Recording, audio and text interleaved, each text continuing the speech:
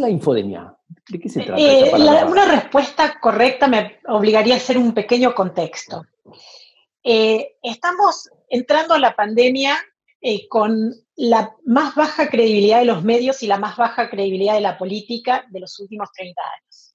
Esta no está ajena a otro gran fenómeno de estos tiempos, que es la aparición de las redes sociales. La aparición de otras instancias de comunicación, lo que desafía el sistema tradicional, estas otras voces, que a veces son ciudadanos corrientes, a veces son organizaciones de la sociedad civil, a veces son medios pequeños que habitualmente no suelen tener, en este mundo en donde la comunicación es global y prioritariamente interpersonal, empieza a florecer.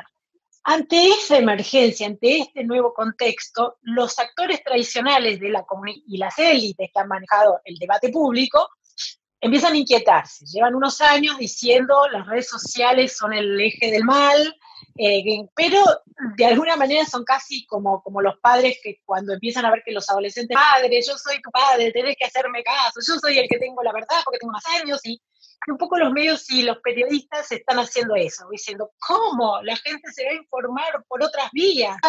Digamos, ante esa situación, decretan que hay infodemia. Ya tenemos, después de 3 meses de pandemia, ya tenemos datos que confirman lo que ya decían datos previos, es que la desinformación sociales que existe y que configuraría este diagnóstico de infodemia es minoritaria. Es decir, que de alguna manera creo que también equipara la pandemia en el sentido de que, aunque los números del coronavirus nos inquietan, siempre son minoritarios, incluso son de afecciones de la sociedad. Bueno, con la infodemia pasa lo mismo. Existe, pero no es la tónica dominante de la conversación pública de estos días. Entonces, yo creo que le bajaría un poco el tono digamos, a que ese es el problema. Perfecto. Entonces, para el que todavía no está familiarizado con el tema, es un título que les puso, un rótulo que le puso el mundo de los medios tradicionales a esta inflación de información que anda dando vueltas y que puesta con un tono un poco despectivo, y lo que van mostrando los números es que no es para alarmarse tanto. En realidad la información que anda dando vueltas no es tan, y con un dato más, falsa como que se dice por ahí. Quienes denuncian infodemia, como te decía, que suelen ser los periodistas y la política, suelen ser los principales, falsas, imprecisiones, información engañosa, ¿no? Como vimos en muchas declaraciones de líderes, ¿no? Que tiraron algunas cosas temerarias, como vimos también incluso con el discurso oscilante de ciertas organizaciones, que dan una declaración, una indicación un día. Bueno, todo eso configura un espacio de comunicación inflamado, para seguir con la metáfora de médica. Y hablando de eso, médica. Hablabas al principio de la crisis de confianza, que de alguna manera, que es el sustrato en el que aparece esto. ¿Qué explicación le ves a por qué no le creemos tanto a la Organización Mundial de la Salud, a los ministros de salud o incluso a los expertos? En realidad hay que ir un poquito más atrás y empezar a entender que hace unos 20, 30 años la gente empezó a descreer generalizadamente. De hecho, es uno de los continentes en donde el barómetro de la confianza le da más bajo. Tenemos niveles de confianza similares a África, por debajo incluso de los países asiáticos. Hacer ningún diagnóstico de comunicación y ninguna planificación de la comunicación sin entender que vivimos en sociedades de escepticismo generalizado. Las causas son ajenas a las crisis sucesivas, las decepciones reiteradas, la inestabilidad política, económica, social, nos lleva a generar es la desconfianza. Y además, si uno toma esa definición clásica de Luhmann, ¿no? De que la confianza es la certeza de que en el futuro van a actuar como en el pasado, bueno, entonces en ese contexto, todo lo que sea dicho por una autoridad entra en la suspicacia. Y acá hay una paradoja, porque ese sistema de comunicación tradicional trabaja mucho con la declaración del máximo funcionario de una empresa, la declaración de un científico. Y sin embargo, hay un dato que es muy interesante del informe de Edelman, en donde todos los años muestra que las aves más confiables que se sostienen en todo el mundo, Argentina está dentro del estudio de Edelman, es alguien como yo. Ante esa falta de confianza en la autoridad o en la institución, uno vuelve a ponerle confianza al que se me parece en buscar una de las razones del éxito de las redes sociales. Porque las redes sociales no es equivalente a un medio, no es que uno lee Twitter como leía el diario Washington Post. Uno lee a los amigos, conocidos, sigue generalmente personas. Entonces, poner en una persona también tiene el fenómeno en la política de la personalización. Ahí mencionabas el motivo por el que nos volcamos, o uno de los motivos por los que nos volcamos a las redes sociales, que es para escuchar o leer a alguien como yo, ¿no? Un parecido a mí, en quien confío. En ese contexto, las empresas tienen un desafío enorme porque comunican en un lugar distinto. ¿Qué se te ocurre o qué te dice tu intuición sobre qué hacen bien o qué pueden hacer bien las empresas y qué no hacen tan bien para salirse de esa ola? Creo que la empresa tiene mucha más fe porque conoce su público, porque algunas empresas además tienen digamos, un nicho de consumo, entonces pueden dedicarse un poco más a los consumidores, pero también pasa que no terminan de entender esto. Te pongo el ejemplo, las empresas cuando empezó la pandemia empezaron a comunicar repitiendo lo que decía la voz oficial, quédate en casa. Cuando en realidad, ¿por qué yo soy una señora grande que me va a decir una gaseosa que me quede en casa? Con ese producto. Y de hecho encontré una lavandina que la semana pasada empezó a explicar cuál era la proporción que teníamos que usar de lavandina para desinfectar las trocas. Pero después de que fuera alguien, ¿no? que pudiera darme órdenes en cuanto a lo que yo tenía que hacer. Y ahí creo que entender cuál es el sentido del servicio. Los contenidos más consumidos tenían que ver con dos temas. El primero es películas, pero el segundo eran tutoriales y el tercero eran memes, en todo el mundo. Fíjate que hágalo usted mismo fue un tema que las redes sociales, pero que las empresas no se dieron cuenta que había una gran demanda del hágalo usted mismo en un montón de cosas.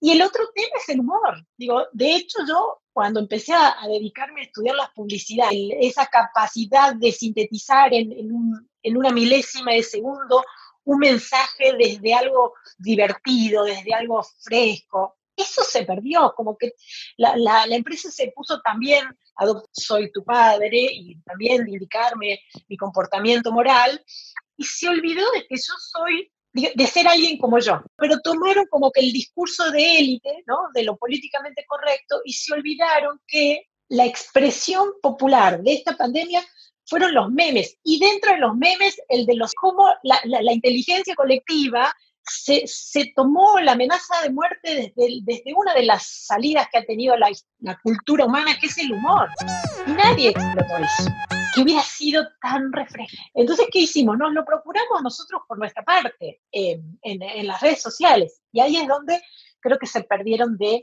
aportar algo memorable, ¿no? Como esas cosas que educación, que la vamos a recordar siempre. No va a pasar, no ha pasado. No he visto ninguna, por lo menos. Eso me lleva a un tema que por lo que decías hace un minuto, de las empresas adoptando un rol de papá o de autoridad, pareciéndose al Estado en ese sentido y equivocándose en muchos sentidos al hacer eso. ¿Sabés que hubo en Estados Unidos ese debate? Y todavía está vigente, desde hace pocas semanas, con ocasión de la muerte de George Floyd, se empezó a difundir en redes sociales mucho odio y de divisiones. Y con ocasión de eso, algunas empresas, con ocasión de un movimiento que hicieron algunas ONGs, decidieron quitarle la publicidad a Facebook y unos días después, además no solo a Facebook, sino a otras redes sociales. Ya son varios cientos las empresas que hicieron eso. ¿Qué te genera esto? ¿Qué pensamiento te genera este fenómeno? La sociedad agradecida, porque la verdad que la publicidad en las redes sociales nos molesta bastante. Entonces ahí me parece que las empresas tienen que pensar que más allá de su disputa con Facebook, que tiene que ver con publicidad, de la presión de los medios ante este cambio de modelo publicitario, la sociedad ya en algún momento determinó la decisión de que en Facebook no hubiera medios. ¿Te acordás que en un momento eran directamente? Facebook comprobó que cuanto más noticias había en Facebook, más se iba la gente, porque empezamos diciendo, las noticias no le cree la gente, entonces, vos para que te conectes a un curso que te distraiga de los discursos amigos. Entonces, ahora, me parece que las empresas usaron lo del hoy como la gran excusa, digamos, la gran causa para la acción de unas semanas anteriores, de también dejar de dar prioridad al contenido institucional. Entonces, ahí hay disputas que tienen que ver con estos actores que hasta el siglo pasado dominaban en el discurso público, que están enfrascados a ellos, pero que no hace a el carril por donde va la conversación social. Y me meto en el tema, si sí, querés, claro, filosófico hasta, o teórico que hay detrás de eso. Acá las empresas en el fondo están diciendo Facebook debería ser el moderador de la conversación y debería eliminar los mensajes de odio. Facebook ante eso reaccionó diciendo que hacen sus mejores esfuerzos para eliminar ese tipo de mensajes y tirando la pelota para arriba diciendo, bueno, igual el gobierno debería regularnos a ver de esto. ¿Qué opinión te merece esto? Porque al final estamos hablando de la libertad de expresión y de si empresas o el gobierno pueden intervenir en ese sentido. Sí, de hecho también tiene algún eco ese tipo de discusión en lo que pasó en Argentina en las últimas semanas acerca de quién es el que debe moderar el debate público. Si alguien mero, yo no sé si yo quiero que una persona de las 30.000 que tiene Facebook a moderar todos los lenguajes de odio de todo el mundo decida qué se puede publicar o qué no se puede publicar. Y tiene que ser incluso un empleado estatal que desde un organismo diga, ¿sabe qué? Me parece que ese discurso es un poquito intimidatorio. Me suena a una expresión. Dice claramente que debe evitarse cualquier tipo de designación como discurso de odio o propaganda o cualquier término en una ley que pueda funcionario o con una persona de poder diga esto es odio, esto no es odio, esto es discriminación, esto no es discriminación. Para eso la ley de libertad de expresión lo que plantea es si hay un delito, si hay una injuria, entonces uno puede hacer un reclamo legal. Y de hecho uno lo puede hacer a cualquiera de las cuentas de Twitter porque, digamos, tiene las mismas obligaciones que he dicho en un medio de comunicación. Pero lento a la expresión de una opinión. Es decir, por más que sea una opinión que yo no suscribo, la verdad es que yo prefiero saber que esa persona piensa de esa manera, porque es una forma de verlo. Claro. Y si se arma un grupo alrededor de ese discurso, el problema no es el canal por donde se juntó esa gente. El problema es que hay un grupo que está expresando ansiedad, que no sabe dónde confabulan esos grupos, o queremos escucharlos, ¿no? Y que lo hagan a la luz del día y a los oídos de todos nosotros. A mí me parece que toda restricción lo que hace es no evita transparente a la sociedad. Y ahí es donde se vuelve más peligroso. Es interesante porque además con la ilusión de que controlamos los mensajes y que por controlarlos controlamos los pensamientos de la gente o los puntos de vista de la gente, nos autoengañamos como sociedad. Finalmente no vamos... Es que de hecho pasa con lo políticamente correcto, con toda esta lógica, toda esta movida del lenguaje inclusivo y toda esta tontería en que uno piensa que porque le pone la etiqueta ya está, cubrir que el problema sigue sin resolver, porque todos saludamos y decimos hola a todas y a todos y ya está, consideramos que con eso hicimos una sociedad más igualitaria, cuando en realidad el problema sigue siendo morfema. Claramente. Te llevo hacia en la post-pandemia, digamos, esto que venimos hablando es de fenómenos que se produjeron en estas últimas semanas o meses, pero en algún momento saldremos de esta situación y empezaremos a vivir una vida más normal. ¿Qué te dice tu intuición sobre cómo salen los medios de este periodo? Después hablemos un poquito más de redes sociales. Mi análisis es que no aprenden ni con una pandemia los medios. Están tan aferrados a un modelo a ver, es como y en eso los argentinos, que la gente leía el diario, que leía las noticias, que teníamos periodismo de investigación, y hay como todo beatus ille, como si fuera, en algún momento hubiera habido un mundo ideal que por alguna razón se hubiera Mis estudios me hacen ver que nunca fue tan ideal. Había, como en todas las épocas, siempre algún personaje o alguna investigación o algún medio que era paradigmático. En todas las épocas hubo libelos, en todas las épocas hubo periodismo de mala calidad, en todas las épocas hubo sensacionalismo.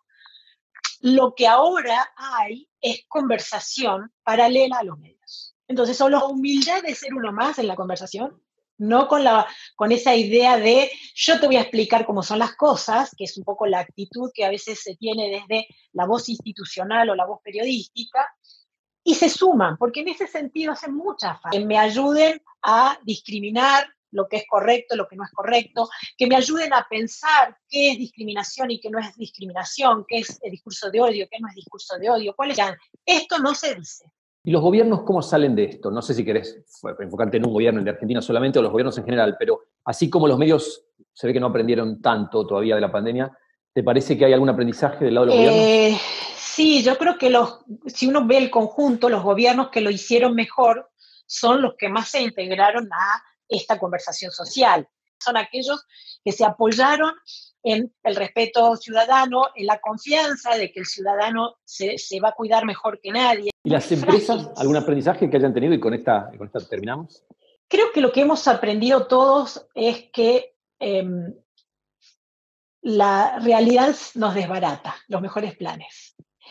Creo que las empresas habían pasado un montón de tiempo en foros de prospectiva, el futuro, la sociedad que viene, el futuro nos llevó casi al medioevo con una peste global, ¿no? Entonces, todo aquello que era nuestra base, que tenía que ver con una forma de trabajo, una forma de comunicación, una forma de transporte, que venían del hacer ciencia. O sea, todas, fíjate qué interesante fenómeno, que todas las instituciones que aparecieron con la modernidad en el siglo XIX, hoy nos dicen de esta manera inequívoca que tienen que reinventarse. Pero ya era un mensaje que nos venían dando. Oh, qué lindo el teletrabajo. Pero bueno, dale, sigamos viniendo a la oficina. Sí, la verdad que la contaminación es un problema, pero bueno, sigamos tomando colectivo, viajando 2 horas para hacer algo que podríamos hacer de casa. Vos vas a cualquier universidad de las públicas en Argentina y enseñan como en el siglo XIX, horas de exposiciones, sin con fotocopias, o sea, yendo a textos que son inaccesibles. Claro, eso ya lo sabíamos, y lo sabíamos hace 20 años. Estábamos demorando en tomar las instituciones. Dicen, bueno, no hagamos demasiados cambios porque esto pasa y ya volvemos a la lógica anterior. Lo que no saben es que él tiene menos de 30 años. Y esos chicos, que son los chicos de esta crisis, que son los chicos que además ya, algunos ya conocieron la crisis del 2001, no saben nada de ese mundo ideal que nosotros decimos que habíamos vivido. Entonces son jugando en línea, ya tienen otra lógica de conversación que no es la nuestra. Fíjate que mientras se suponía que se habían suspendido los espectáculos deportivos del siglo pasado, hemos tenido campeonatos de videogames con más de 30 millones de espectadores. Y hemos seguido con este nuevo deporte que tiene que ver con el videojuego, que tiene desde la interactividad y desde una ética de participación que no conocíamos. Muy, muy interesante como siempre, Diana. Te agradezco muchísimo y te pido para dentro de un par de meses que sigamos conversando a ver si le volvemos a sacar una foto a la realidad en este momento. Sí, como siempre, estaré encantada. Bueno.